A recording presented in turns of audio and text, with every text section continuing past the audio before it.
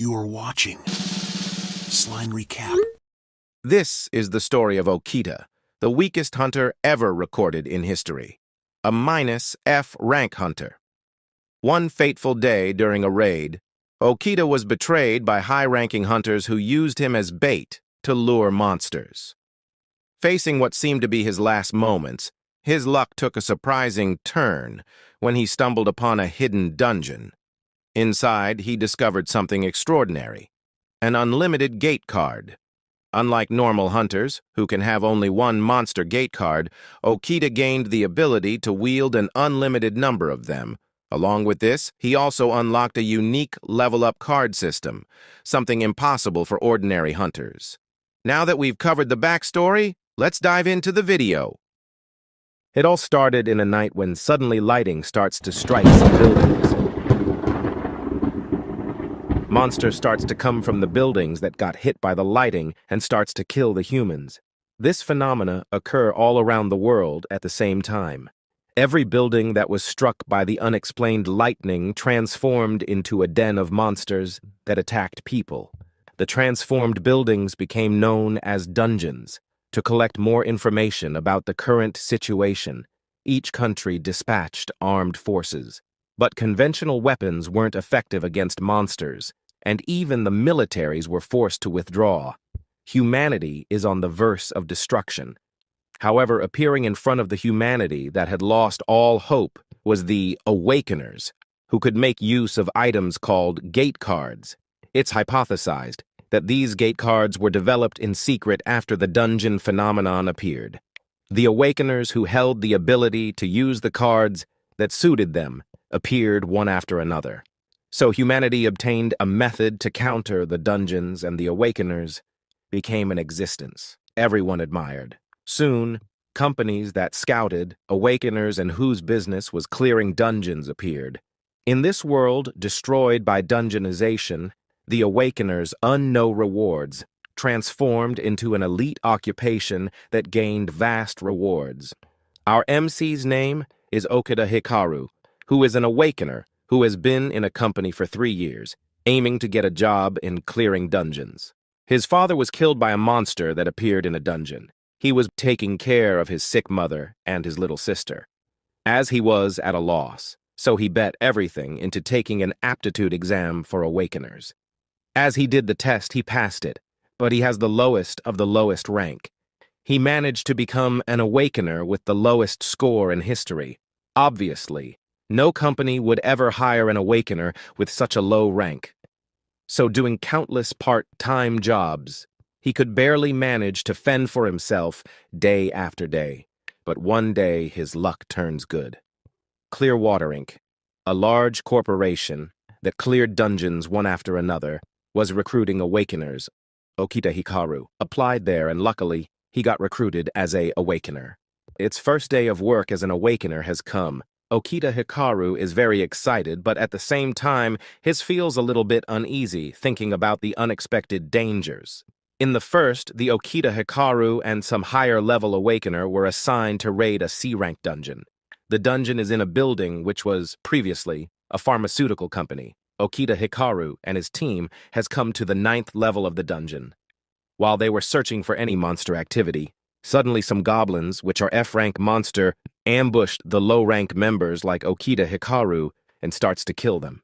After that, a higher-level Awakener named Noguchi killed all of the goblins and starts to shout at the low-ranked members that why are they not stopping the monster with their life on the line as they are paid to do so. At that time, the team leader stopped him and asked for a status report. In the meanwhile, Okita Hikaru pulls the low-ranked member from the ground. By seeing the injured members, Okita Hikaru tells the leader that they should retreat and get medical treatments, or else the injured ones will be dead. The leader and the other higher-level Awakener told that it's over for them and also told to leave them. But Okita Hikaru was not going to leave them injured, so as he was going to use a healing gate card, the leader stops him saying that not to waste his mana. He also says that using cards without being ordered to do so is a breach of public service regulations. He will be punished for this. Okita Hikaru understands it, and he leaves them with a sorry face. The team assembled to conquer the dungeon this time is made up of an elite awakener team centered around a rank members and low-ranked awakeners, including him who don't have much power as awakeners. They were just pieces for elite awakeners to use and throw away. As Okita Hikaru was walking, he requests Noguchi to give the low-ranked members a gun. Noguchi gets angry and grabs his collar and said that he should not be cocky and use the equipments he was given. Other than powerful gate cards, elite awakeners are also equipped with cutting-edge firearms developed to use against monsters. However, to use the precious mana stones obtained from monsters in the bullets, low rank awakeners didn't get to use it. They can only get self-defense items that are barely better than some shabby equipments. Furthermore, compared to the elites who have expensive custom-made suits stitched with special threads for defense, the low-rank members wear pre-made suits that isn't sufficient to protect their lives in a dungeon. As the one with the lowest rank in history, Okita Hikaru get treated the worst among the low-ranked members. He is useless in battle, and they won't let him contribute. So he is in charge of miscellaneous duties like being a porter. After some walking, they all have reached the 10th floor. Okita Hikaru starts to check the radar for monsters. He saw that in group of goblins were coming in front of them, so he tells all the members about this. After hearing and seeing the goblins coming from the front, the leader told the other to take their positions and ordered them to kill the front goblins with their guns and to save the gate cards for later. The members hear their leader's words and acts accordingly. They started to kill all the goblins that were rushing towards them with guns, but one goblins get past them and head towards Okita. The girl told Okita to be careful. He takes a stun rod, and as the goblin comes in front to him, he swings the rod, but the goblin dodged it and throw him on the ground with a single slap. As the goblin is going to kill him, the lady shots the goblin and saves his life. The lady insults Okita Hikaru that a mere goblin has made him in this state. He is good for nothing, and how lucky of him that he gets paid just working like this. Okita Hikaru gets angry and could do nothing. He thinks that could have done much better if only he had a stronger weapon, or if only his gate card had a higher rank. In the meanwhile, the rest of the elite members has finished executing the monsters. This time, they have got some mana stone. Once anybody defeat a monster, they can obtain the crystallized form of the mana they hold, known as mana stones. If anybody seal a rare mana stone dropped from powerful monsters, he can activate its inherent skill. The mana from small mana stones dropped from low-rank monsters like goblins cannot be used for cards or weapons, but to use powerful skills, one requires a lot of mana. That's why mana stones are indispensable to all awakeners, high and low rank included. And mana stones belong to the awakener who defeated the monsters. In other words, an awakener who can't land the finishing blow on a monster has no chance of obtaining mana stones. As the team finished their hunting, the leader told Okita to tell them the way to the upper floor. Okita watches the raider and told them that the next floor is 40 meters ahead of them. He also tells them that the radar also shows 3 monsters coming towards them. Among the 3 monsters, one is a C-rank werelion, and the other 2 were D-rank guard lion. The werelion roars at them, which makes them a little tense. The leader told Okita to tell the details of the werelion. Okita watches the device and tells that it is a magic beast with no special skills, and the firearms is ineffective against it. By hearing this, the leader instructs the members that, as the guard lions has good coordination, so they will be bothersome. So he orders the members to first kill them. The leader then orders the shield group to maintain their positions and to protect the A-rank awakeners from the guard lions' attacks. Noguchi and the lady also said that again, they will be meat shield for the A-rank awakeners. They also told them it's fine if they die, and also threatens them that they will kill them as they break the shield formation. This is the work of the low-ranked members to be a meat shield that protects the elite awakeners from monsters' attack. In the meantime, the werelion team has come closer to the awakeners. Everybody also gets into their positions. As the Warelion roars, the two guard lions rush to attack the Awakeners. The leader orders the shield team to take their gate cards and lure them as close as possible. As the guard lions are coming closer, the low-ranked members gets a bit scared, and as the lions are about to land their attack, the low-ranked members activated their gate card, and a D-ranked defensive barrier appears, which can defend against physical damage. The lions attacked the barrier, but couldn't break it. The low-ranked members that were maintaining the barrier cannot handle it for much longer, so they told the elite members to attack the guard lions quickly. By hearing this, Noguchi said that they are trash to get scared from such a puny attack. Noguchi then draw his gate card. Name Inferno Swordsman, which is an A-rank card with a fire attribute. As he activated the card, a huge flame, monkey with a flame sword in his hand appears and attacks one guard lion and burns it to death. The other guard lion was attacking the barrier continuously, but it was soon killed by the lady as she draws her Blade of Tempest gate card, which is also an A-rank card with a wind attribute. A sea monster arrives with a green sword in its hand, which he used to kill the guard lion. By seeing this, the low-ranked members, along with Okita, starts to praise the two A-rank members. In the meantime, the Warelion attacks with its great axe, and from its one swing the barrier and the ground shatters. The low-ranked members also fell on the ground from its impact, and also gets cuts in their body. By seeing this, Okita rushed in front of them and take his stun rod on his hand. As he was going to lure the Warelion away from the injured members, Noguchi comes and kicks on Okita's face and beats him into pile by saying that why he comes rushing forward, his job is to heal the members, not to save them from monsters. Noguchi also furthers insults him that as the weakest of the F rank, he should not try be the hero, as only the A-rank Awakeners will kill the monsters. By saying this, he again draws his gate card and attacks the Warelion. But this time, his attack did not do much damage to the Warelion. The leader then shouts at the low-ranked members why they are slacking off and orders them to quickly activate the barrier. He also orders Okita to heal all the injured members.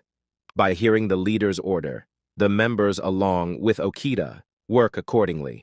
Okita uses his F-rank healing gate card and heals the injured members.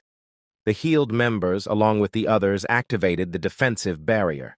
But the barrier was no use as it breaks from taking a single hit from the Warelion. The lady then uses her Windblade gate card and force the Warelion to fall back. The leader draws his card and orders the low-ranked members not to stop expanding the defensive barrier. The members hold on the barrier, and on the other hand, the lady continues her attack with her Windblade gate, and Noguchi also does the same, attacking the Warelion with his flame sword. Okita also does his work properly. He heals all the members that gets injured. The two elite members attack weakens the monster very much. Then the two of them told the leader to unleash his skill and finish it. The leader activates his A-rank gate card. Name Spear of Water, which is a water-type skill. As he activates it, a water man with a spear in its hand appears. It then attacks the Warelion with its spear and kills it, piercing its heart. The Warelion disappears and leaves a rare Mana Stone, as the Mana Stone only belongs to the Awakener that deals the final blow, so the chance of a low-ranked Awakener getting a Mana Stone is negligible. Because of this system, many low-ranked Awakener leave this job on a regular basis. The leader then tells Okita that he see a new light in him as he covers the low-ranked members from the Warelion. The leader then takes an A-rank gate card that they prepared in expectation of this dungeon's boss and gives it to Okita. Okita and the other get shocked from this action of the leader. As Noguchi was trying to stop the leader make him shuts his mouth by saying that Okita risk his life to save the members. Will he be able to perform this action? The leader then tells Okita that this is a powerful card that must be used only to confine giant monsters. He also warns him that not to use this card until he orders him. He also says that to use this card, one has to recite a specific code that is Release, Seal, Unlock. The leaders then takes the potion card and give him this A-rank card in exchange. It's a one-use card that an Awakener can only have one of. Also, this is the only card that can defeat the dungeon boss. The leader then walks ahead by saying that he has high expectation from him. Okita gets really happy as this is the one and only chance of him getting out of this weak low rank. Then all of them head towards the entrance of 10th floor. As they enters it, the device rings a caution alert as there is a large monster presence. They look forward and saw a huge dragon, which is likely the boss of the dungeon. By seeing the Gaint monster, which is at least 5 times bigger than the werelion, everybody was stunned. Everybody was very afraid by seeing this monstrous thing, but the captain spoke up and helps the others to regain their senses. He told the other to continue the battle and advise them not to get in the attack ring of the beast. He asked Okita for the details of the monster. As Okita looked at the device, he couldn't find the details of the monster. Then he starts to find the closest monster attribute that matches with the dungeon boss. He gets that the dungeon boss matches with a basilisk monster. He tells this to the leader. By hearing this, the leader said as basilisk is a poison-type monster, so this boss will also have something similar. He told the members to be careful about its poison, and also said that it has a outer skin which is likely to deflect most of their attacks. He then orders the A-rankers to attack simultaneously, and told the shield team to activate a barrier that is 3 times stronger than before. He also tells Okita to stand back with the trump card in his hand. The monster takes the attack stand and run towards them. The shield team activated the barrier, but it was of no use, and it breaks with a simple slash from the monster. By this time, the 2 elite members along with the leader activate their skill cards. The 3 skill land on the dungeon boss successful, but the boss was unscathed from the triple attack. The boss then attacks with its tail and make the shield team members fly away. By seeing this, Noguchi again attacks the monster with his flame sword skill and was able to make the monster fall back. The leader then orders all the members to withdraw and fall back of the floor entrance.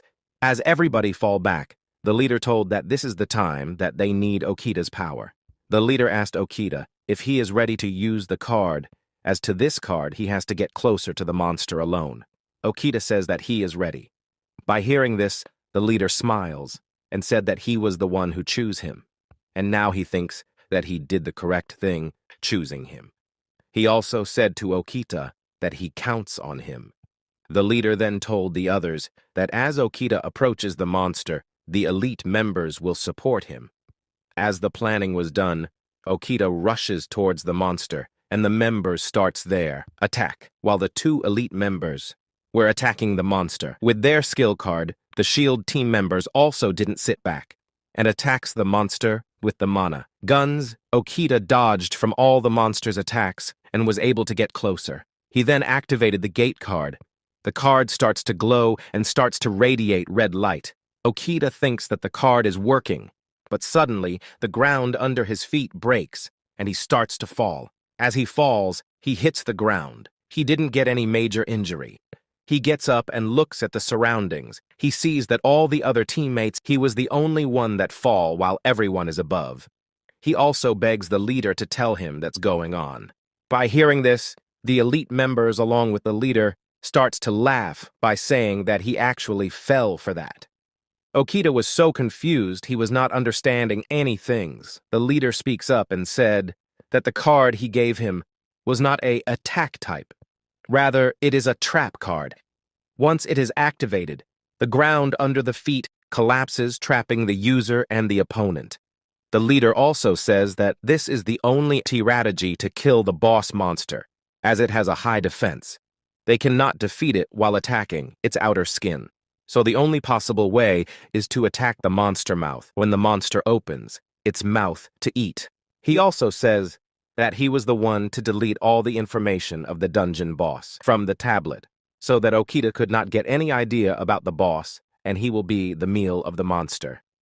In the meantime, the monster gets up from the rumble and noticed Okita and slashes his back with its big nails. Okita starts to bleed from the wounds he received, but as Okita runs, the monster lost interest in him and looks at the other members. By seeing this, Noguchi activated his flame sword skill and attacks the monster. The flames from the skill also affects Okita, so he requests him to stop his skill. The flame was so intense that the surrounding air gets hotter. As the skill gets over, Noguchi is going to, again, activate the skill, but the leader stops him as the monster was about to launch its attack. By seeing that the monster is about to attack, Okita gets scared and takes his coat and lay on the ground by covering himself with the coat. As the monster launched the attack didn't get to Okita, rather it gets upwards because of the hot air, to rise up and was about to affect the other members. So they goes away by seeing this. By seeing this, Okita gets behind a rock and thinks as the 10th floor breaks, so they are currently at the 9th floor.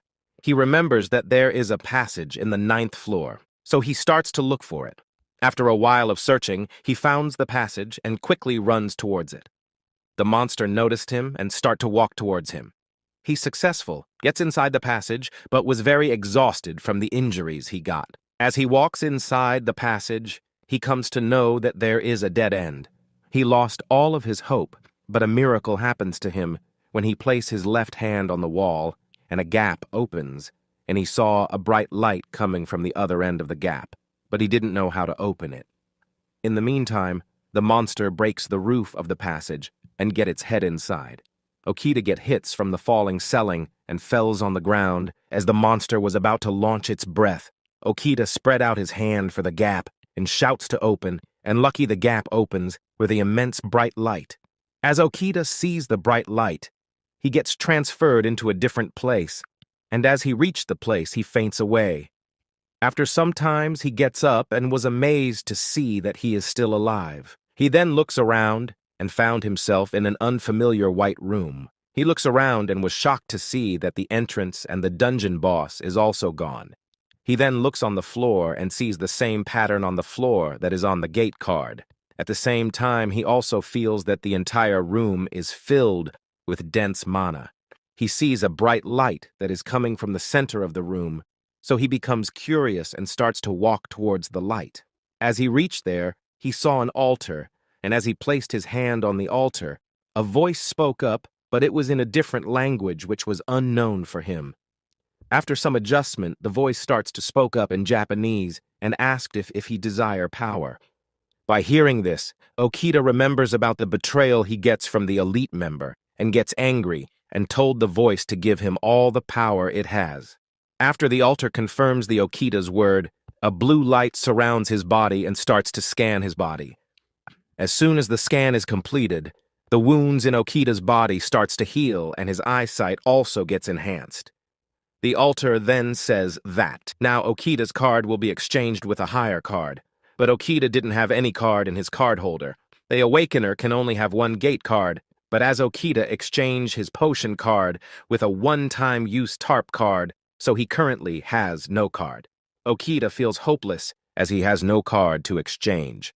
But this time his luck shines, and a bug happens in the altar, and the blue color altar starts to turn dark purple and starts to shot purple lightning. As time goes, the purple lightning gets bigger by seeing this. Okita starts to run, but a lightning hits him, and he falls on the ground.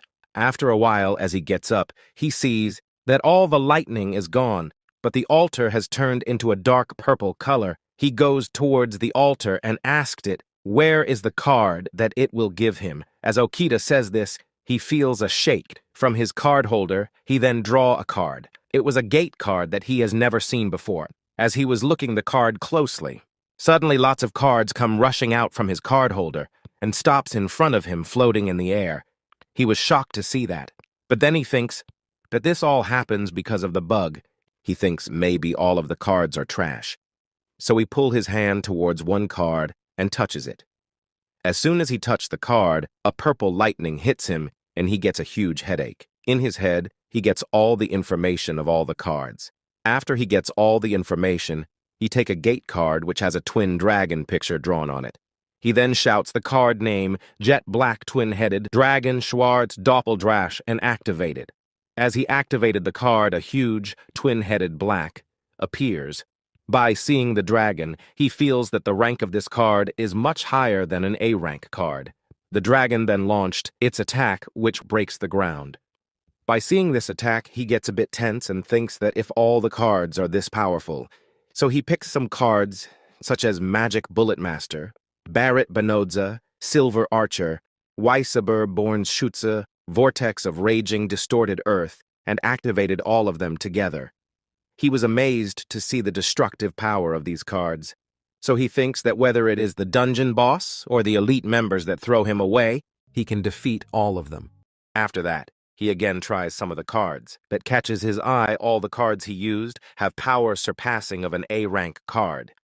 He was eager to use all the cards, but by seeing the destroyed room he gives. He then begins to think, how can he hold so many skill cards whereas one person can only hold one card? He then remembers that there are also S-rank Awakeners, who surpasses the A-ranks also exist. And he heard some rumors that S-rank cards are completely different, but his case can't be description this way as his eyesight and his whole body is also enhanced. As he didn't find any clue, he stops thinking and decides to go out and defeat the dungeon boss. He gets all the cards onto his card holder, but he cannot find an exit. He remembers the way he gets in. He then places his hand on the wall and recite Open Gate in his mind, and he gets out of the White Room. As he gets back to the dungeon, he looks for the boss, but he couldn't find it. He then looks at the wall. He sees his blood on the wall, but there was no gap. He thinks that he has awake from a long dream. So to clear it, he draws a card from the card holder, and fortunately, it was not a dream. And the twin-headed dragon card comes out of the card holder.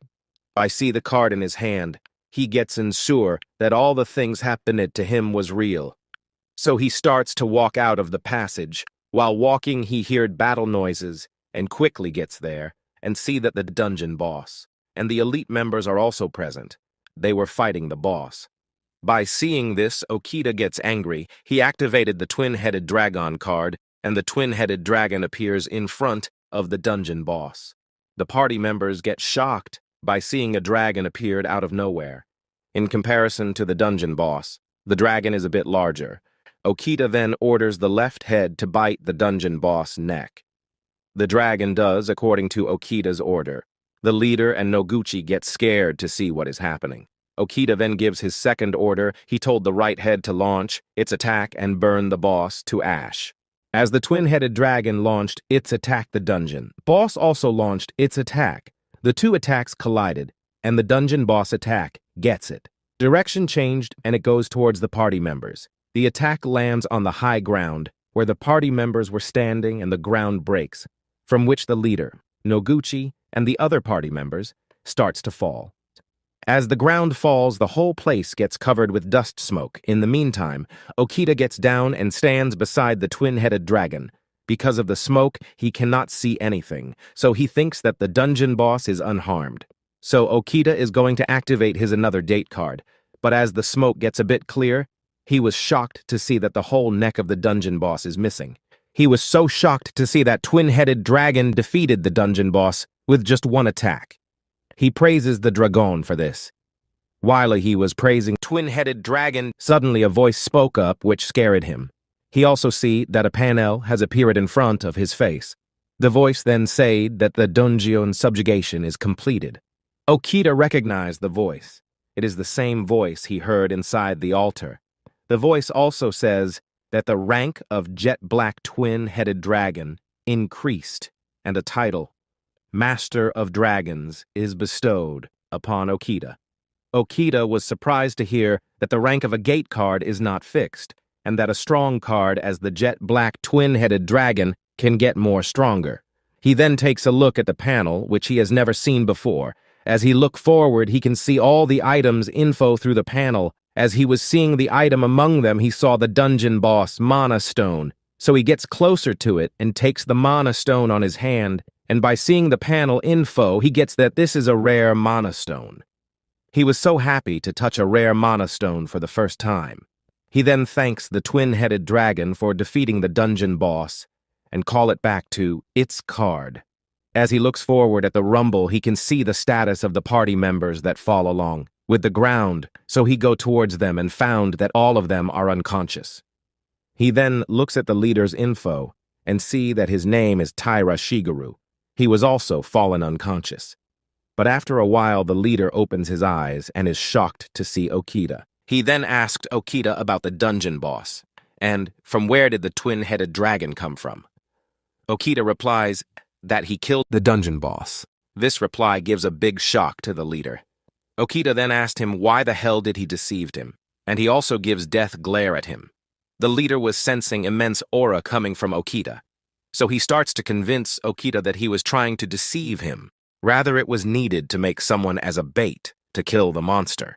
He also says that he want to give Okita a change to get a rare mana, but the words to the leader cannot convince Okita. The leader was afraid if Okita gets out and reports the company that he has been deceived by the leader, the company will arrest him. So the leader makes a plan to make a surprise attack and kill him. He then asked Okita if he get a rare card and also requests him to show it to him. Okita then takes a card and shows him. He then quickly snatches the card from Okita's hand and throw it away and activates his Spear of Water gate card. But Okita quickly draw out his jet black twin-headed dragon gate card. By seeing this, the leader gets shocked as how he is able to have another gate card. Now the spearman and the twin-headed dragon comes face to face. Okita orders the dragon to tear the enemy, and the dragon tears the spearman in just a few seconds. By seeing this, the leader falls on the ground and is very scared to see the twin-headed dragon beside Okita. Okita then spoke up and said that he will not take his puny life, and also says he will quit the company and the incident that occurs here. He will not report this also. He then starts to walk away by saying, "Thanks for taking care of him." As Okita was going away, the leader gets angry and he takes the gun and shots it. After the leader shoot, the bullet didn't get to Okita, as the twin-headed dragon deflected the bullet with its wing. By seeing the dragon blocking the bullet, the leader gets nervous and starts to shoot continuously. Okita then turned towards the leader as the dragon was blocking all the bullets. As he looks on the leader, he can see the status of the leader and also can see the next move of the leader. From this ability, he was able to know the plan of the leader and acts accordingly to save himself and make the leader dance in his own plums. He then ordered the dragon to attack, and the dragon does so. The attack landed on his hand, and the handgun has fallen away from his hand. The dragon then launched its second attack by seeing this. The leader steps backwards and stands in front of the wall. The attack did harm him as the attack landed 1 centimeter above his shoulder. The dragon then attacks continuously, but none of the attacks hit him. The leader kneels down and places his hands over his hand and shouts for helping him. Okita then looks at the status of the leader and see that he has lost his will to fight. After seeing this, Okita told the dragon to stop, and he tells the leader that now his existence doesn't matter to him. He also warns him that from today onwards, if he dare to direct any killing intent towards him, he will kill him immediately. From this display of Okita's power, the leader gets so scared that he pees in his pants. As Okita sees this, he puts a smile in his face and told the leader not to be so frightened, and as an apology gift, Okita gives him the rare Mama Stone that he got from the dungeon boss. Okita then tells the leader to submit the dungeon clearance report to the company, and after that he takes his leave to start a brand new life of his. Then we can see on the next day in the Clearwater headquarters, as Okita declares to everyone that he is quitting the company. Some girls comes to him and try to convince him not to quite. These 2 girls are Okita's senior. They works in the General Affairs Department. Their work is to support the Awakeners. As Okita looks at their status, he gets that both of them are C-rank Awakeners, which is much higher than his rank. But Okita was so confused, as these high-ranked Awakeners are being so nice to him. The girls asked him what he will do after he quit this company. Okita replied that he will be raiding dungeons solely. As the surrounded employees hear this, they makes fun of him and says that what nice joke it is, that a F-rank Awakener can solo a dungeon. Then a boy named Nakamura-kun and an old man named Terui-san comes to him and also try to convince him.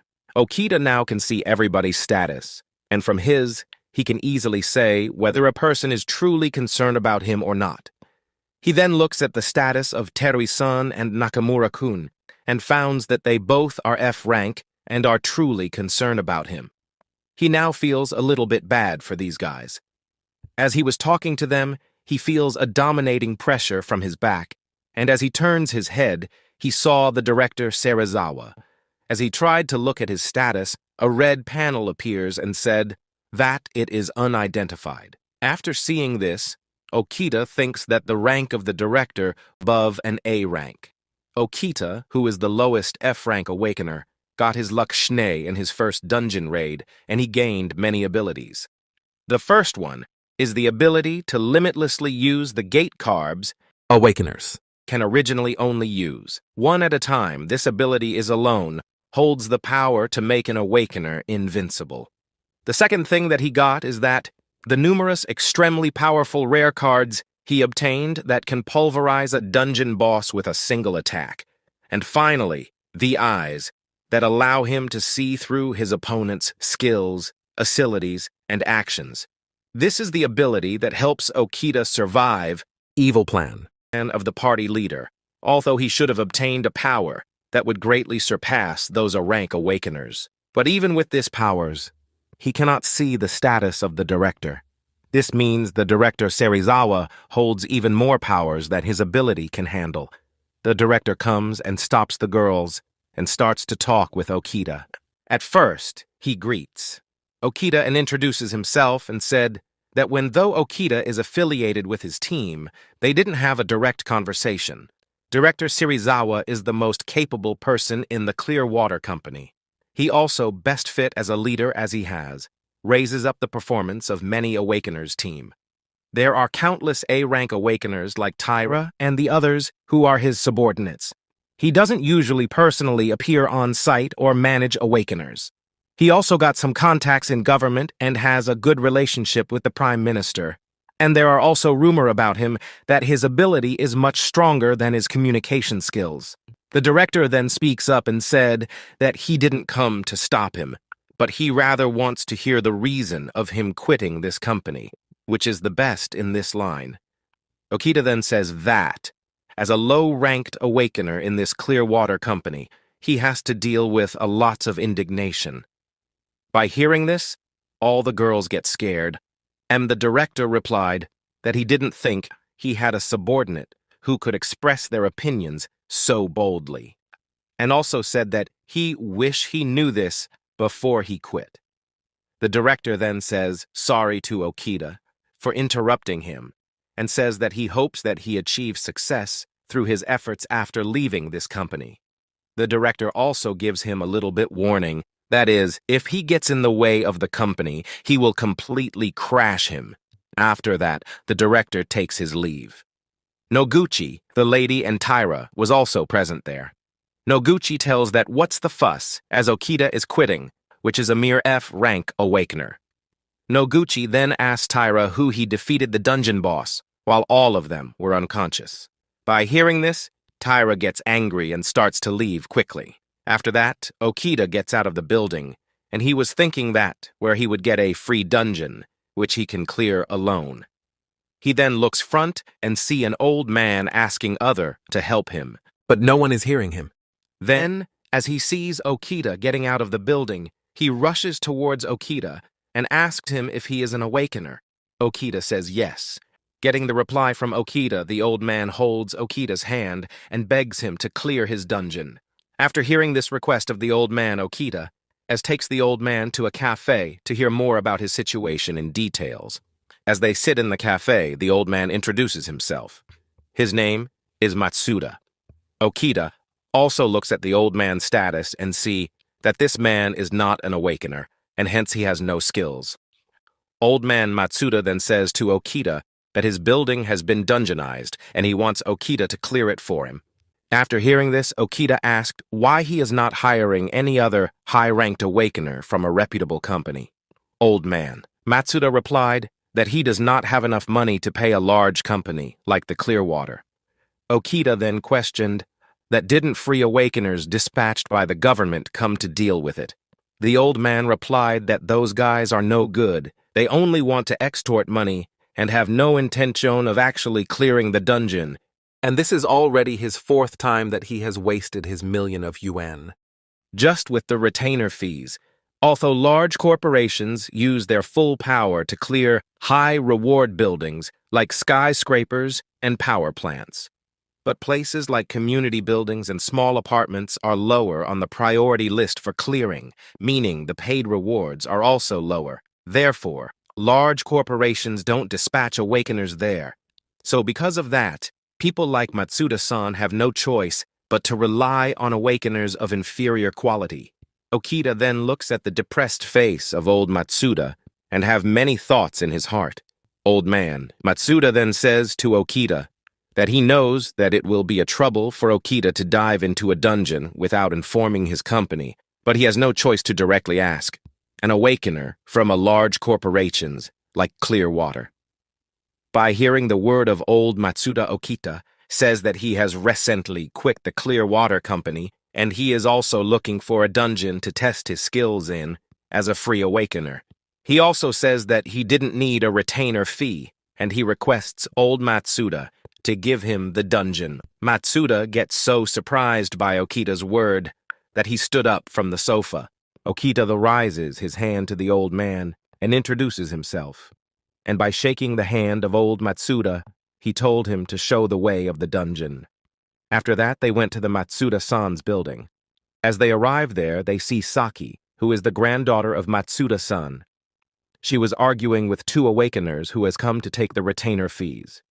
Saki knows that these awakeners are frauds who will take the retainer fees and run away. So she takes out her phone and starts to record so that she can expose them. As the awakeners see Saki recording them, they quickly hide their face and run away. As Okita and Matsuda-san was seeing this, they run towards Saki and asked her if she is okay. Saki said that she is completed fine, and as she see Okita standing beside his grandfather, she asked her grandfather about this man. The grandfather then introduces Okita to her and said that Okita will be clearing this dungeon and he will also not take any retainer fees. By hearing this, Saki stares at Okita and asked him to show her his Awakener registration card. Okita then shows her his card. By seeing Okita's card, Saki gets shocked as she see the rank of Okita, which is F. She tells her grandfather that Okita eyed the lowest ranked Awakener and asked him if it will be all right to let him raid the dungeon. Okita hears her words and tells her that he is also looking for a dungeon to test out his skill, and he ensures her that he will not be a burden to old Matsuda. By hearing Okita's words, Saki gets impressed and said that as her grandfather says, it's fine, so she didn't mind it anymore. She then hand over Okita a tablet, which has information about the dungeon. Okita takes it and says to leave the dungeon to him as he will be returning shortly. After saying this, he gets inside the dungeon. As he enters the dungeon, the blue panel appears. He then looks the surrounding and was amazed to see that how big it is.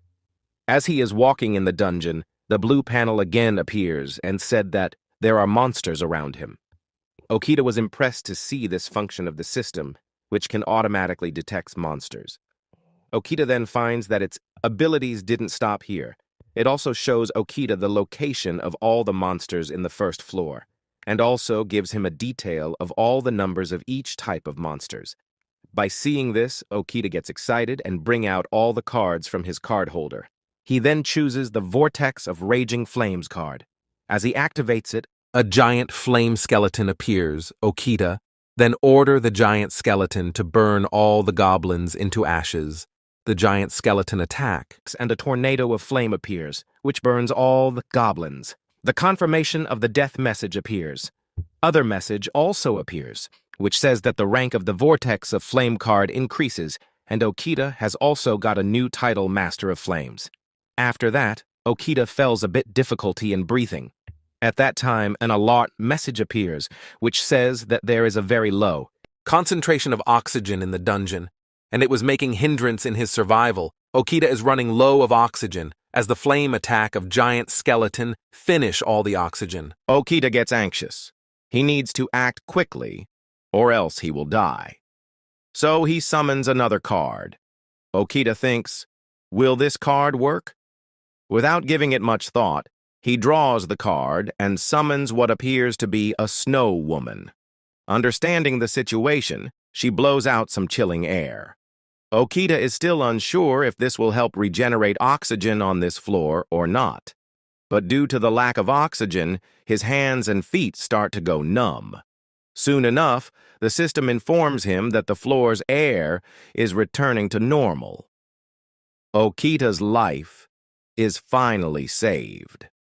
As he reflects on the situation, it becomes clear that the card's power regenerated the oxygen. If he had used the wrong card, he would have died. He almost lost his life because of his own card, but he was able to survive because of one too. Each of these cards is incredibly powerful. It's like using a detonator to hunt rats, he thinks. Okita wonders where he got this system and all these cards. Back at that place, he could use the cards effortlessly, and his mana didn't get affected. But out here, things are different. Okita understands that he can't continue using cards without careful consideration. Gaining newfound confidence, Okita begins collecting the mana stones dropped by the goblins. As he picks up the stones, his mana slowly recovers. Outside the dungeon, the old man and Saki are waiting. Suddenly, Saki says, "Grandpa, let's go." I heard that if the strategy for clearing a dungeon is too weak, it might even take a few days. If you stay outside, you'll catch a cold. The old man replies, "No need to worry about me, Saki. Okita-kun is risking his life for me. The least I can do is wait." Saki knows that no matter how much she insists, he won't listen. So, she says, "I'll stay with you until it gets dark. For now, I'll go buy something at the convenience store." Inside the dungeon, the system alerts Okita as soon as it detects monsters. There are about 29 goblins on this floor, a higher count than the previous one. He could sweep them all away with a single ranged attack. But as an apology for using 2 cards earlier, he decides to use a magic skill card instead of a summoning type card this time. The goblin horde approaches Okita from behind, so he quickly draws his magic missile master card and launches multiple missiles toward them.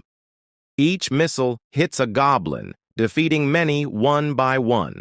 However, Okita soon runs out of mana, and some goblins are still left.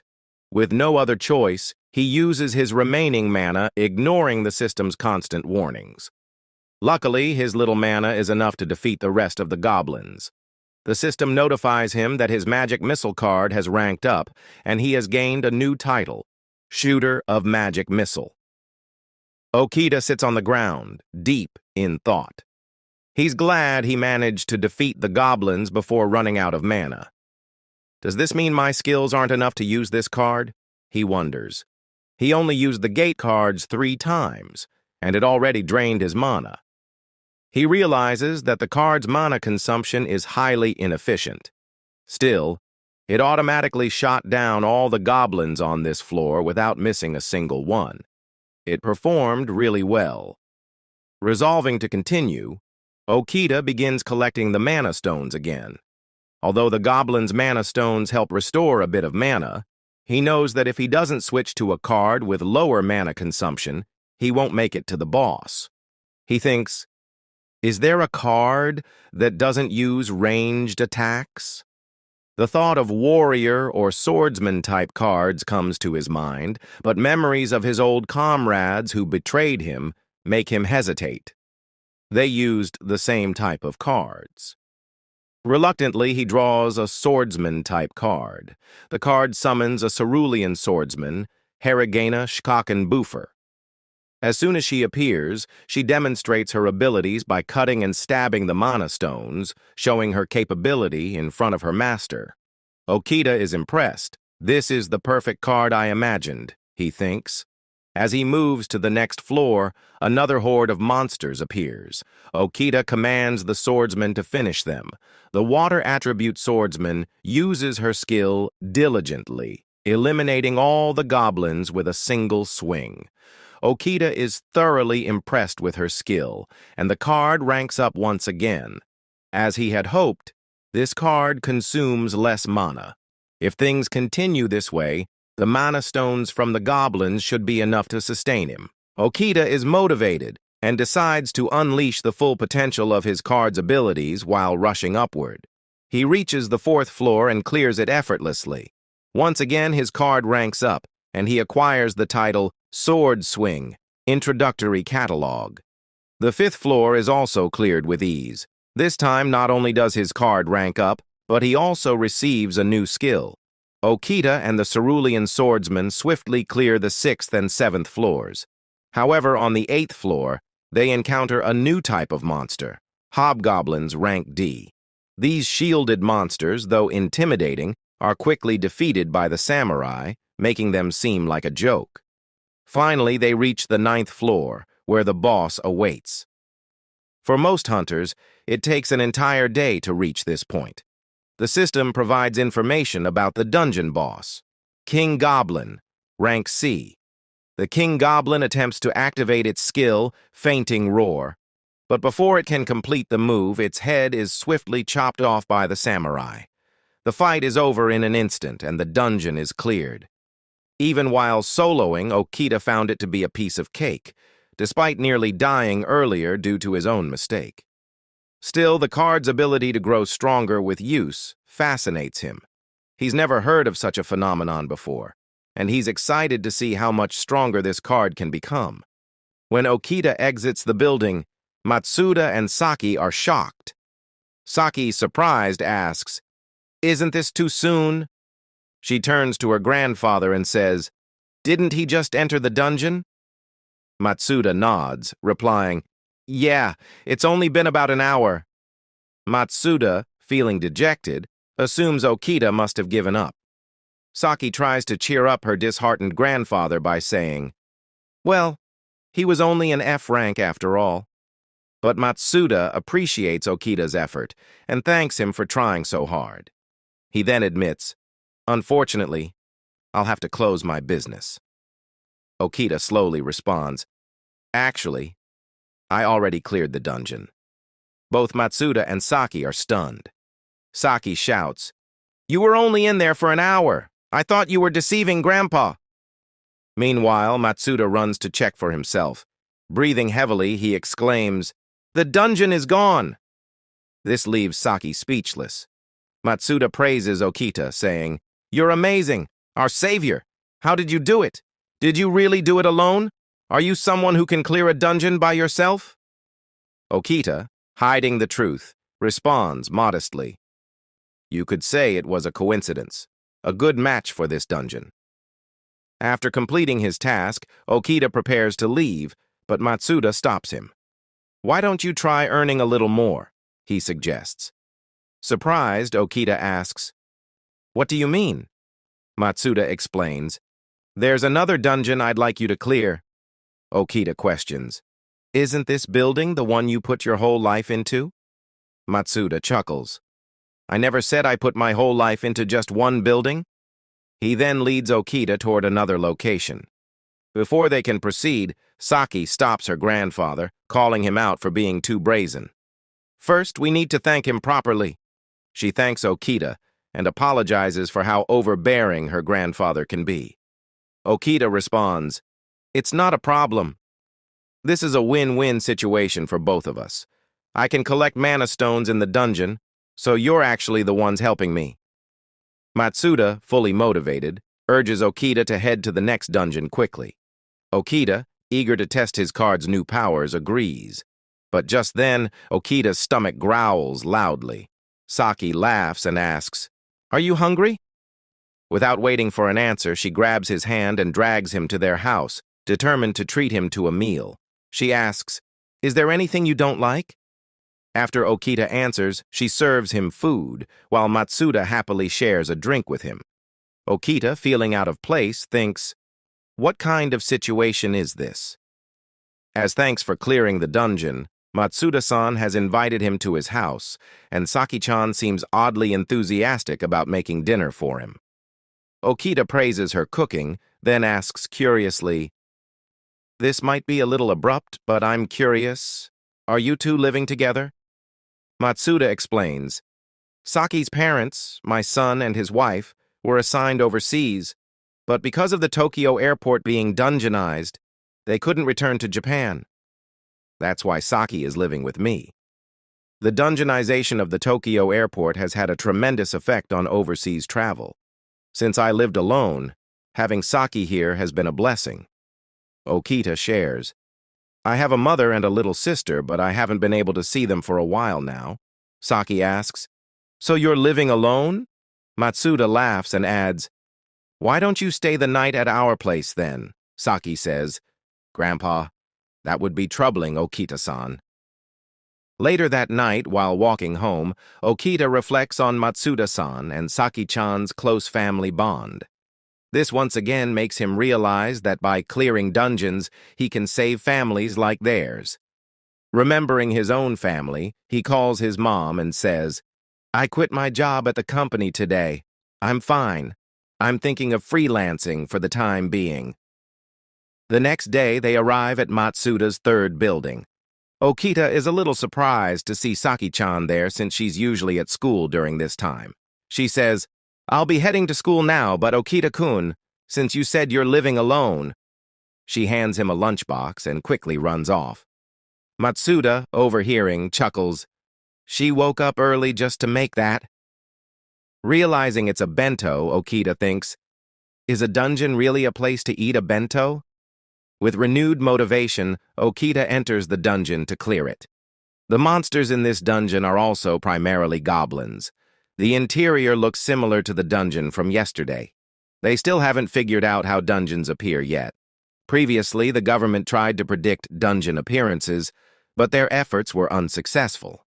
The only thing they've discovered is that the larger the original facility, the larger the dungeon that spawns from it, and in larger dungeons, stronger monsters appear. Judging by the scale of this building, the boss should be on the same level as yesterday's dungeon. Okita decides to use this opportunity to thoroughly test the abilities of his now stronger cards. He summons the samurai card once more. Observing the scattered goblins, he realizes he can't attack them all at once. Is there a better way to take them down? He wonders. Just as he thinks this, a new skill emerges in his mind. The samurai unleashes a skill called Blade Trace, Circle of the Moon, a 360-degree high-speed slashing attack. The goblins are cut down, along with the rocks they were hiding behind. Okita marvels. This is insane. I can automatically recall such an incredible skill. He clears the second, third, fourth, and fifth floors with ease. On the sixth floor, he encounters spear-wielding goblins. They hurl their spears at Okita, but the samurai uses a defensive sword technique to destroy the spears and finishes them off with another newly acquired attack skill. The attack devastates the dungeon area. To Okita's surprise, the samurai card continues to rank up. He's amazed and wonders, how far can this card rank up? He recalls the general rules about gate cards. Only awakeners can use them. They require mana to summon the beings sealed inside. Each card holds only one sealed being, with one fixed skill type. Due to interference between cards, an awakener can only use one or two cards at most. This limitation means awakeners typically team up with others whose cards complement their own. Additionally, certain monsters are immune to specific card types, necessitating teamwork to defeat them. However, the power Okita obtained ignores these rules entirely. His cards not only grow stronger but also unlock multiple skills, something unheard of. Cards like his shouldn't exist.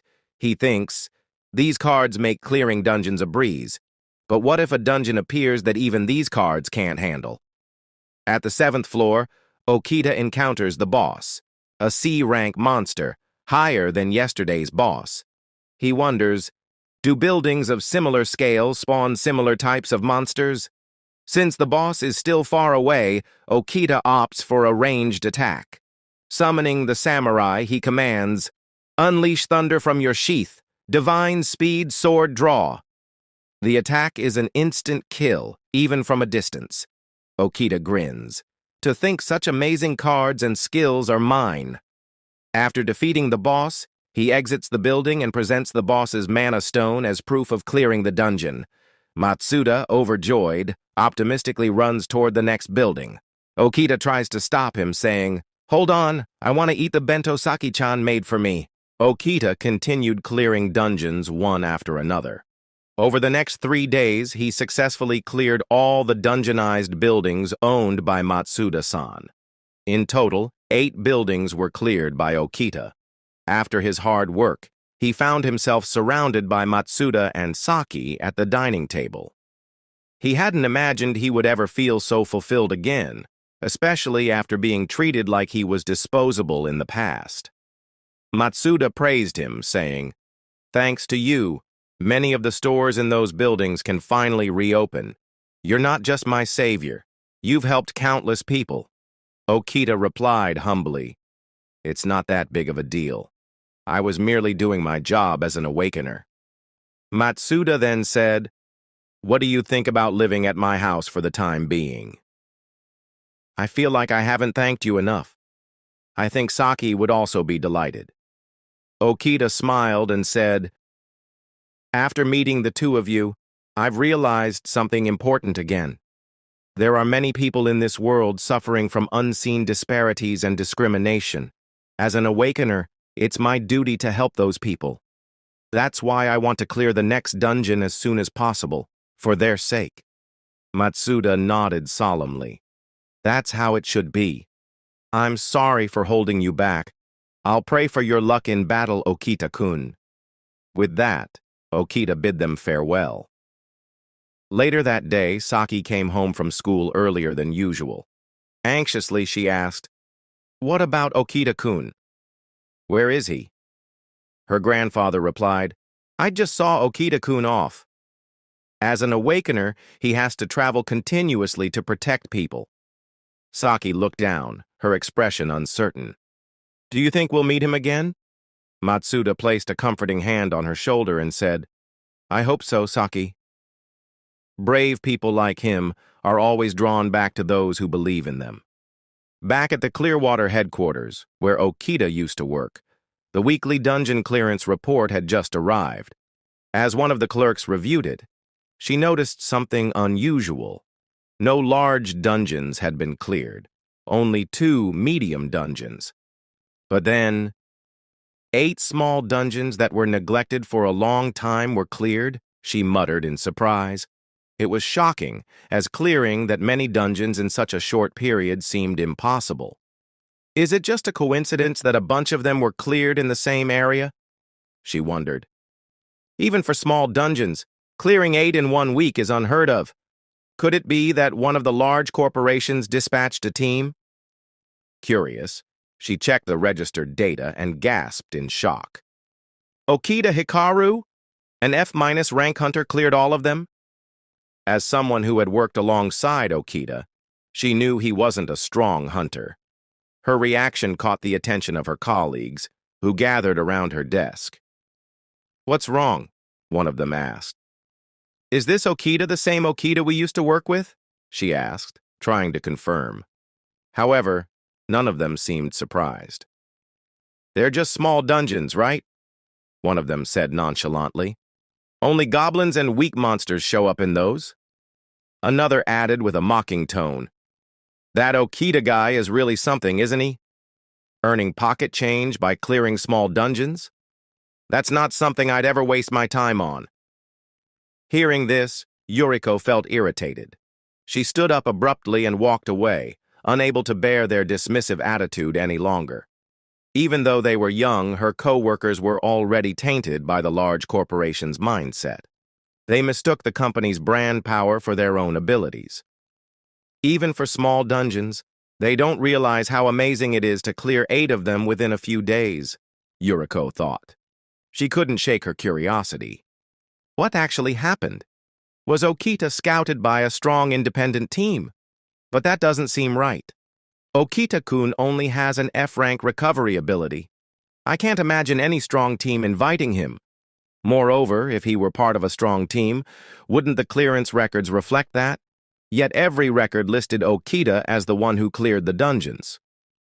Could he have obtained a rare, powerful card when he cleared that dungeon with Tyra-san's team? She wondered. If that's the case, a card that powerful could be dangerous. Meanwhile, Okita sat in a cafe when his phone buzzed with a notification. It was a message from Yuriko. "Do you have some time to meet today or tomorrow?" Okita replied with a simple, "Okay." But as a single, pure-hearted man, he couldn't help but daydream about the possibilities. That evening, 2 new characters were introduced. A man asked, "What is it?" "Even though I went out of my way to accompany you as a distraction, you've been sighing this whole time." Frustrated, the woman snapped, "Nakamura, I'm the one accompanying you, okay?" The man smirked. "Miho-chan, I haven't said this since we joined at the same time, but maybe you should stop being so hung up on Okita-senpai quitting. How about finding a new crush?" Miho noticed something and quickly ran ahead, hiding behind a nearby board. She whispered to herself, "Why are Yuriko-senpai and Okita-senpai together?" Inside the cafe, Yuriko apologized. "Sorry for asking to meet up so suddenly. I was just so curious about you, Okita-kun, that I couldn't help it." Hearing this, Okita blushed. Yuriko continued, "Okita-kun, could it be that in the dungeon you cleared just before you quit, you obtained a rare, powerful card?" This surprised him. She then showed him the records of the dungeons he cleared. "Yes, I'm the one who cleared them," Okita admitted. He thought to himself, even though the clearance records were just released yesterday, they already know. As expected of an elite Clearwater employee, Yuriko was shocked. "You really cleared these 8 dungeons by yourself? How?" "I was lucky," Okita replied modestly. "The dungeons were filled with weak monsters." But deep down, Okita wondered, why is Yuriko-san paying so much attention to me? Is this under orders from the company, out of curiosity? Or maybe she's interested in me? Determined to figure out her intentions, Okita decided to tease her. "It's true I'm a low-ranked, unreliable awakener," he said, "but I'm not your little brother, so there's no need to worry so much." This left Yuriko speechless for a moment. Then she said, "I have a reason to worry about you." She began sharing her story. Yuriko explained that she once had a little brother who passed away in a dungeon. At the time, he was a college student and had formed a young awakener team with his friends. Many outstanding students had gathered in Yuriko's brother's team, clearing dungeons one after another. Moreover, he had successfully obtained one of the few confirmed S-rank cards in Japan. This achievement attracted the attention of numerous companies. But then, an accident occurred. The S-rank card went berserk, and the dungeon collapsed, engulfing her little brother in flames. Many others also fell victim to the incident. Yuriko explained, "Being an awakener is indeed a dangerous job, but as long as you understand your limits, you can avoid most dangers. However, if you possess a rare card that far exceeds your abilities, one day you won't be able to control it." "When I thought you might have obtained a rare card, I couldn't help but think of my little brother," Yuriko admitted, her voice tinged with sadness. Okita replied, "I'm sorry for worrying you. But it really was a coincidence that I kept finding easy dungeons to clear. If I had obtained such a strong card, I wouldn't have quit Clearwater." To ease her worries, Okita showed her his F-rank gate card, Magic Missile. Yuriko inspected it. It truly was an F-rank card, capable of dealing small-scale damage to a specified enemy. Since she knew that each person could only hold one gate card at a time, she sighed in relief, realizing she had been worrying too much. After their conversation, they began to leave the cafe. Along the way, they spotted their old freshmen Nakamura and Miho. Okita greeted them. Nakamura smirked. "You're not surprised to see us, are you?" Okita replied calmly. "No, I noticed you two were here already." Nakamura leaned forward, grinning. "Is this perhaps a date?" Yuriko shook her head. It's not. Rest assured, Miho-chan. Everyone had different reactions. Miho, smiling, said, Okita-senpai, let's at least have a meal together with everyone after this. Nakamura quickly interjected, We shouldn't. What if we're intruding? Miho retorted, It's not a date, so it's fine. Okita observed their interaction and realized Nakamura's feelings for Miho. With a knowing smile, he responded, If you associate with someone like me, who quit the company, your evaluations might drop. I've finished my business with Yuriko-san, so I'll be heading out now. As Okita left, he flashed a subtle smile at Nakamura, silently encouraging him. Nakamura understood the gesture and thanked Okita in his heart. Okita reflected, I cleared too many dungeons at once. I'm glad it was Yuriko-san this time, but someone more troublesome might take notice of me next. I need to stay cautious for now. At Clearwater headquarters, a familiar voice sneered, Why are we just leaving him alone? Isn't Okita really getting ahead of himself? Their leader replied coldly, Didn't I tell you to stop talking about him already? I'm busy. Save the non-work-related talk for later. But what happened to Taira-san? That Okita guy screwed up in a dungeon and quit, didn't he? And now he's earning money from clearing small dungeons. It's infuriating. A weakling like him, who can't even defeat goblins, acting like this. Frustrated, the team decided to escalate the matter. Talking to Taira-san won't get us anywhere. Let's bring it up to the director. Soon, they were standing before the director. Sorry to bother you while you're busy, sir, one of them began. We wanted to discuss something about Okita, the guy who recently quit our company. The director frowned. Okita? What about him? That guy. After getting in the way of our dungeon clearance, he's been abusing our company's name to clear dungeons. Don't you think it's suspicious how he's managing to clear so many dungeons after leaving us? The director's expression darkened. What exactly are you suggesting? We think it's time to put some pressure on him so he doesn't get ahead of himself. The director smirked.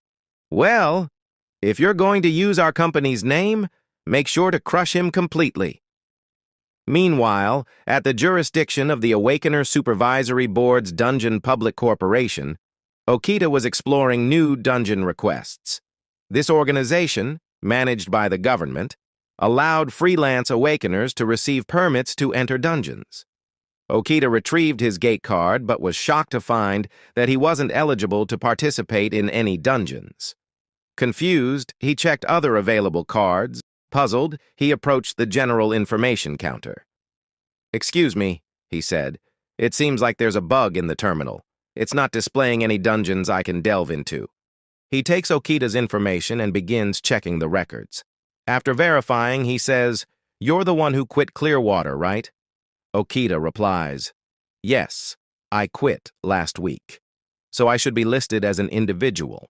The man says, Clearwater is putting pressure on your dungeon access. Did you quit because of some sort of grudge against them? Okita is shocked. The man continues, Major companies do things like this all the time. Panicking, Okita asks, Does this mean I can't go dungeon delving anymore? Well, pretty much, the man replies.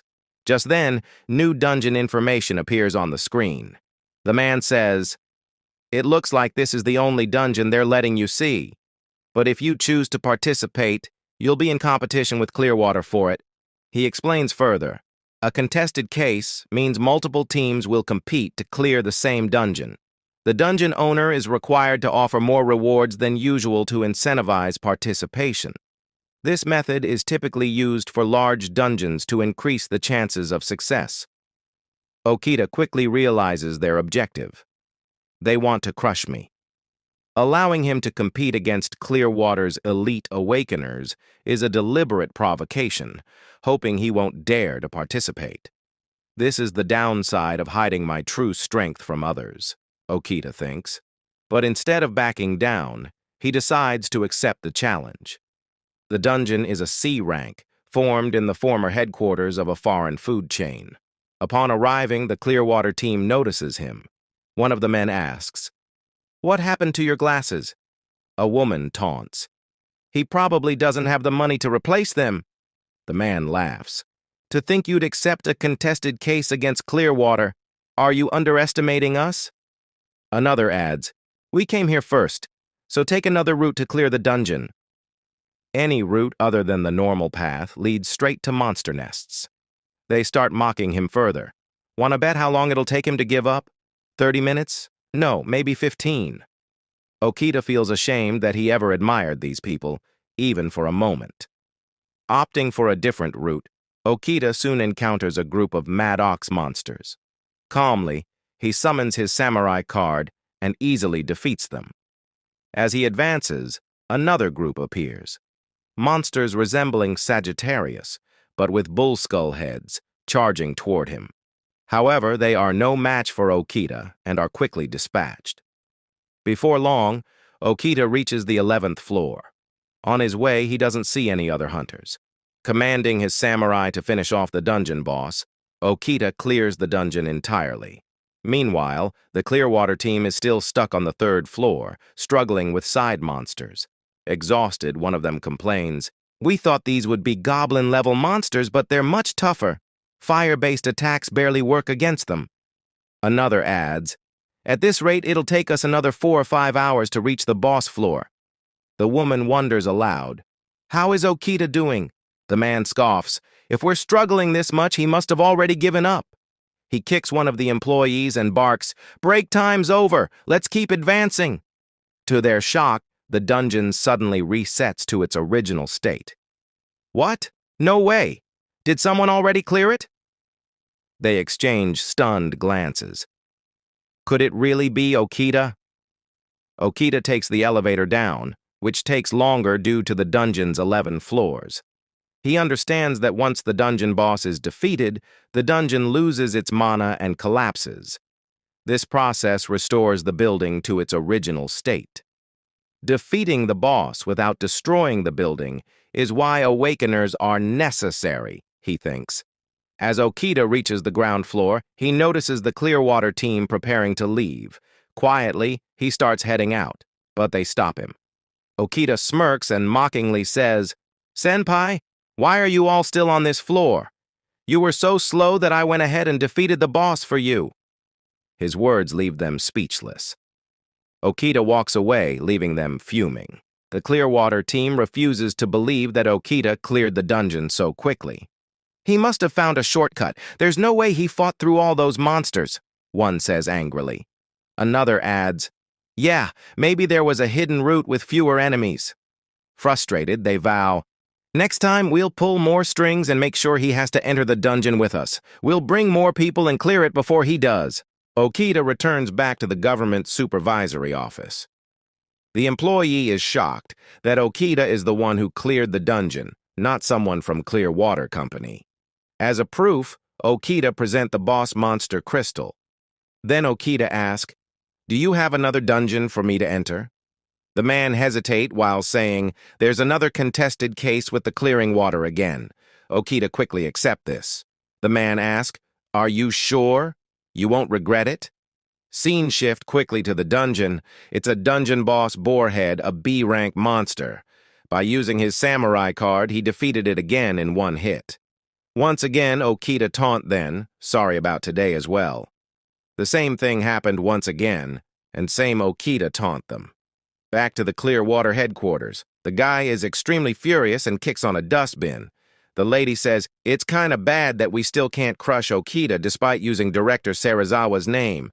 If they don't do something quickly, it will be them to get erased after this. As this comes to this, they have no choice but to set a trap for Okita." Nakamura heard them talking about Okita Senpai. He understands that Okita will be in danger. So he hide on side of a vending machine and call Okita. He says that both the monkeys are planning to crush you. Okita thanks him for letting him know. The lady reached to the vending machine. Then she noticed Nakamura is talking on a call. At that same moment, Nakamura says, "Please be careful, Okita-senpai. Being attacked by your former colleagues is no joke." This shocks her. She thinks, as he found out, we need to change our strategy. We will use Nakamura as bait to lure Okita out. Nakamura is unaware that they heard his talk. The lady calls him and asks for a small favor. on another C-rank dungeon raid. Nakamura is with them this time. Okita asks him, "Why are you with Noguchi's group?"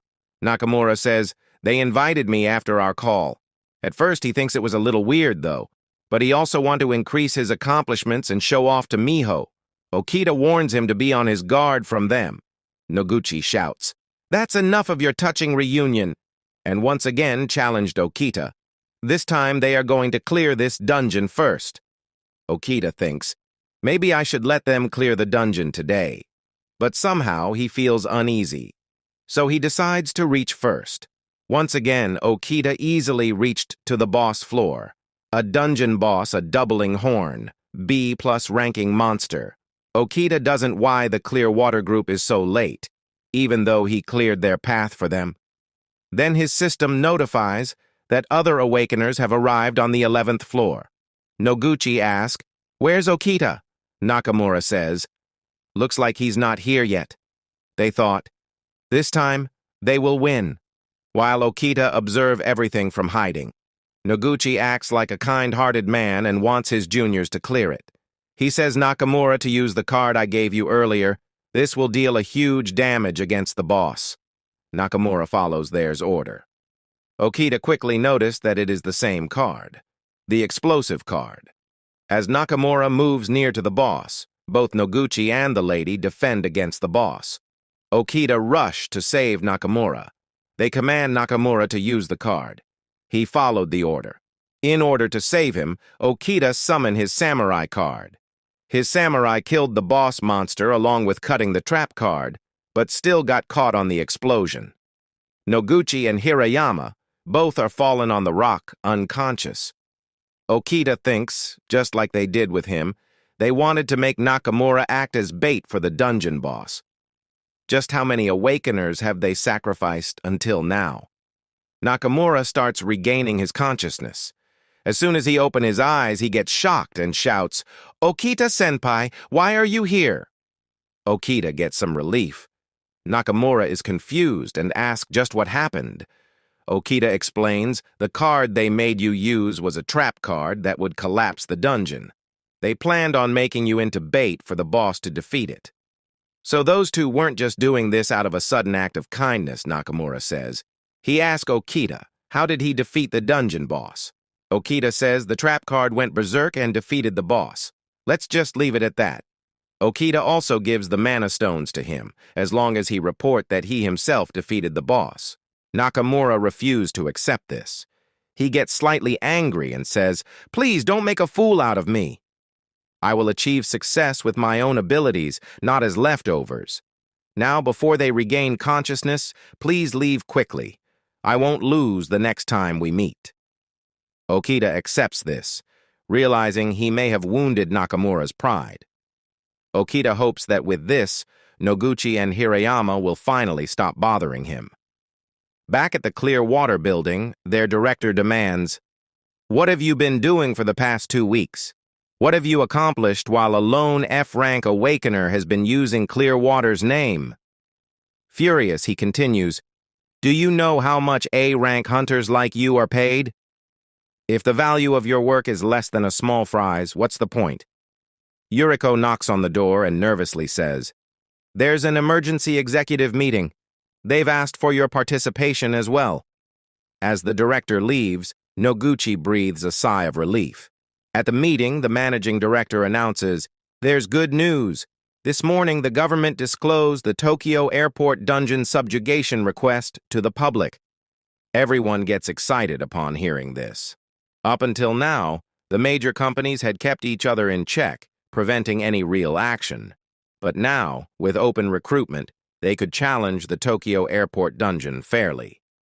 If Clearwater can successfully subjugate it, the managing director continues, our name will be recognized worldwide. He orders the immediate formation of a special team, promising 10 times the usual reward upon success. Turning to Director Serizawa, he adds, your team is the strongest. We're counting on your best members for this. At the government office, Okita submits his mana crystal. The worker praises him, saying, Okita, you're as amazing as always. Then, with a serious tone, he adds, If it's you, you might even be able to produce results for that case. The Tokyo Airport Dungeon Subjugation. Okita becomes excited, realizing that since this is a government request, no one can stop him from participating. The man explains, "This will be the largest recruitment in years. Not just hunters from big companies, but even freelance awakeners can join. This dungeon is the largest and most prominent in the entire nation, and the rewards will surely be incredible." Okita thinks, "This is my chance to showcase my full power. The Tokyo Airport dungeon will be cleared by me." A little backstory. The dungeonization outbreak that affected the entire world wasn't limited to buildings. Large facilities like airports were also dungeonized. Japan's largest airport was among those affected, causing severe economic damage to the country, several trillions of yen in losses. Many hoped this dungeon would be cleared as soon as possible. However, the three biggest corporations in the industry, Clearwater, Hexadelta, and Hawkland, stepped forward to attempt subjugation, but kept each other in check. The situation turned into a political stalemate, and no single company could fully intervene. The government eventually ran out of patience and issued an emergency statement, opening the subjugation to public participation. Behind the scenes, elsewhere in Tokyo, the chief of the Awakener Supervisory Board Commissioner, an old man overseeing Awakeners, asks, "Serizawa, is it okay for the Tokyo airport case to end up like this?" It's revealed that this is all part of Serizawa's plan. At a time when his two rival companies couldn't dispatch their main teams, Serizawa ensured the request was open to the public. The fact that Clearwater is the only one able to dispatch its top members is just a coincidence, Serizawa says with a sly smile. The old man sighs. Those poor Awakeners think this is their big break. Well, let's see how hard they work to create a buzz for us. At the Tokyo Airport dungeon entrance, the area is bustling with activity as countless Awakeners gather, all eager to participate in the subjugation. Okita observes the crowd, noting that most of them are D and C rank, with only a few B rank participants. Not a single A rank Awakener is present in the assembly hall, though a few linger outside. Suddenly his system notifies him, detected, an A rank Awakener approaching. As Okita observes, he notices it's the same team from the Clearwater Company. He thinks, can we really clear the Tokyo Airport dungeon with these members? The Awakener Supervisory Board audit officers, both A-rank Awakeners, comment, according to Director Takasu's conjecture, other than Clearwater, it seems the main teams from each company are not participating. Things are going far too advantageously for Clearwater. They suspect someone influential within the government is collaborating with Clearwater. There's no solid evidence yet, but one day, I'll catch them red-handed, one officer says. They must have done this behind our backs to gain an edge over companies other than Clearwater. At times like this, more low-ranked Awakeners will end up being sacrificed. He orders his team to monitor each company closely to ensure no issues arise. Inside the assembly hall, Awakeners gather as footage from the Tokyo Airport dungeon, recorded last month, is shown. The footage reveals two flying dragons, confirming the presence of multiple dungeon bosses. The announcer explains, as you can see, the Tokyo Airport dungeon has two dungeon bosses, Flame Dragon and Luft Dragon. Both are strong flying-type monsters and they are A-rank. The Awakeners begin to panic. This is their first time encountering A-rank bosses. Rumors circulate that the Hexadelta team was completely destroyed by these bosses. The announcer continues grimly, the people who recorded this footage are likely no longer alive. Not only are these bosses extremely powerful, but it has been confirmed that if one boss is critically injured, a troublesome pattern will trigger. Both bosses will teleport and launch a simultaneous coordinated attack. Hearing this, many Awakeners become even more frightened, with some ready to give up entirely. The announcer tries to reassure them. This is why we require the cooperation of large corporations. The strategy is to split all Awakeners into two large teams, attacking both the East and West bosses simultaneously.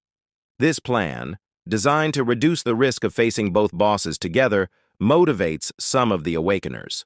A detailed overview of the Tokyo Airport dungeon clearance strategy is presented.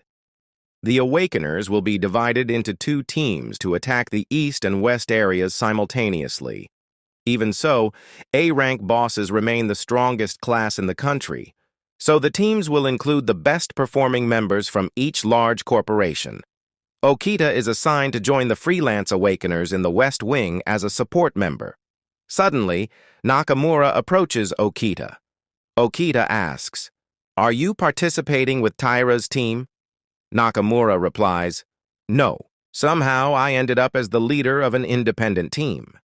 He explains that the main force in the East Wind comprises Taira and Noguchi's teams, while he will lead a detached raid team. Nakamura then asks, "How about you, Okita-senpai?" Okita responds, "I'm a supporting member of the West Wing." Nakamura acts proudly in front of him, showing Okita a D-rank defensive barrier card. "This is proof of their expectations for me," he declares. Okita silently hopes Nakamura can achieve some good results to impress Miho. Suddenly, Okita's system notifies him of a high-rank Awakener approaching, though it doesn't reveal the rank. It's Director Serizawa. As Okita suspected, the director's rank is above A. Just how much strength is he hiding? Okita wonders. The director remarks, "With the main forces of rival companies out, it's our chance to attack. However, we can't rely on their cooperation to clear the dungeon. For the sake of our country, Clearwater will make great sacrifices to liberate the Tokyo Airport dungeon." His words imply a willingness to sacrifice young Awakeners from his own company. As the strategy commences, everyone enters the dungeon, finding themselves in a desolate area. The space is distorted with mana, stretching endlessly with a blue sky above and dry, cracked earth below. Participants are provided with heat-resistant hoods to counter the extreme heat, but the effectiveness varies depending on their rank. Many Awakeners begin sweating profusely. "This is completely different from any dungeon we've ever visited," one Awakener comments. The leader of the group sternly instructs, "You low ranks, don't drink water without permission. You're only allowed to drink the minimum amount needed to survive." The leader scolds the team, "Don't get ahead of yourselves." Okita thinks the Tokyo Airport dungeon capture team's main force is composed of elite Awakeners who actively participate in large corporations. On the other hand, the freelance Awakeners team, including me, are only supports for the elite. Though they call us supports, in reality we're just glorified porters, or meat shields if something goes wrong. In the end, this method is no different from what Clearwater does. Even here, low ranks are just convenient tools to use and throw away. As they move forward, Okita's system detects monsters. "Look out above! Monsters incoming!" Okita warns. A group of flying lizards appears. The leader orders, "Put up the shields!" The team follows the command and forms a defensive line, while the leader summons a B-rank gate card, a Fire Spear attribute knight. However, the summon is ineffective against flying monsters. The lizards attack relentlessly. Despite being D-rank monsters, the elite Awakeners appear inexperienced at handling aerial attacks. Okita observes the situation. At this rate, the low ranks will be pushed forward as sacrifices. He summons his own gate card, Halo Gruner Ring. A radiant goddess emerges from the card, boosting the physical attributes of all the Awakeners. The low-rank Awakeners feel an overwhelming surge of power. Suddenly, they're dodging every attack with ease, unsure of how they're managing to do so. The high-rank Awakeners are stunned, watching in disbelief. One of the low ranks casts an F-rank magic missile spell. To everyone's amazement, the missiles easily take down the flying lizards. Did all the missiles hit? How is that possible against such agile monsters? Their confidence soars, and the low ranks start celebrating. Meanwhile, the high ranks struggle to comprehend how these weaker members defeated the lizards so easily. Okita thinks, "This way, I can continue protecting the low ranks without revealing myself."